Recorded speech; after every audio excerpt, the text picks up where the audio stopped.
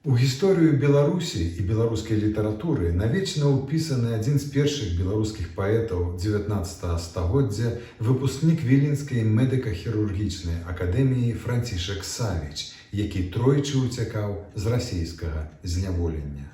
Ён нарадзіўся ў 1815 годзе ў вёсцы Вяляцічы, непадалёк ад Пінску, у сям'і беларускага уніяцкага святара Андрэя Савіча. Бацька рана памёр, таму Францішак паступіў у пінскае павятовае вучылішча на казённы кошт, але грошай усё роўна не хапала, таму ён зарабляў прыватнымі урокамі.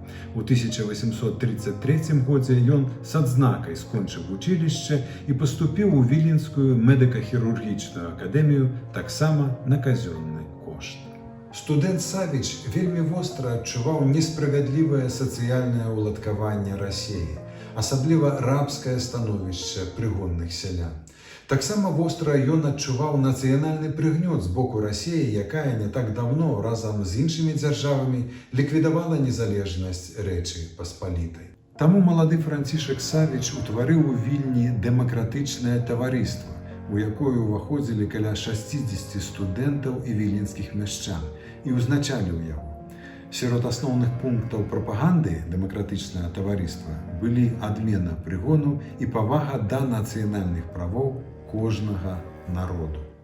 У 1838 годзе падпольнае таварыства Савіча было выкрытае, яго лідар і члены былі арыштаваныя.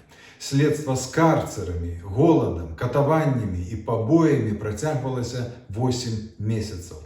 Францішак Савіч падлічыў, што за гэты час ён атрымаў 12 000 удараў розгамі. Нарэшце быў абвешчаны прысуд 18 студэнтам-медыкам і 6 мяшчанам. Сам Францішак Савіч і два яго найбліжэйшыя паплечнікі былі сасланыя на Каўказ у салдаты без права выслугі ў афіцэрскі чын, астатнія з правам выслугі. Трапіўшы ў Тыфліс, Савіч уцёк першы раз, але быў хутка злоўлены. Другі раз ён уцёк з Кізляру, інсцэніраваўшы на беразе ракі Церек самагубства. Гэта было ў 1840 годзе. Амаль год Францішак Савіч дабіраўся пешкі да Таганрогу, спадзяючыся морам уцячы за мяжу.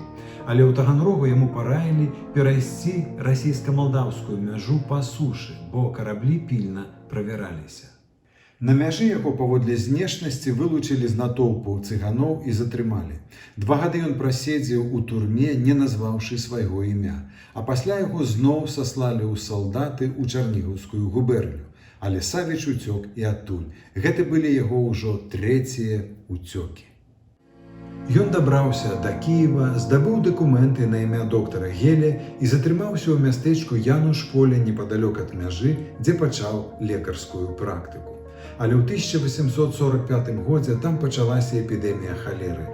Доктар пачаў з ёй змагацца, лячыў людзей, захварэў сам і памёр. Яму было 30 гадоў. Перад смерцю ён здолеў перадаць мясцоваму польскаму паэту Александру Грозе свае мемуары.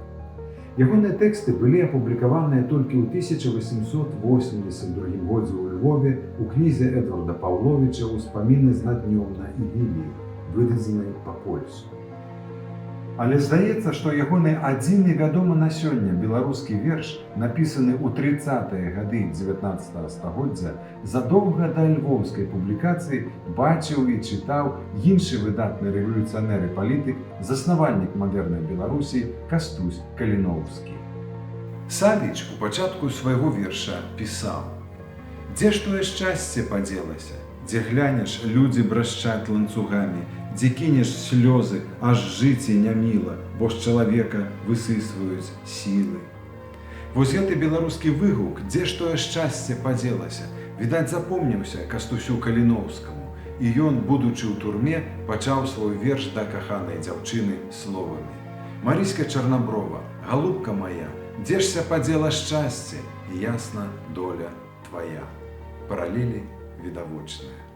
Ад Францішка Савіча не засталося нават партрэтнай выявы. Ёсць толькі ягоны верш, мемуары і названая ў гонар нашага паэта вуліца Савічаус у старым горадзе Вільні.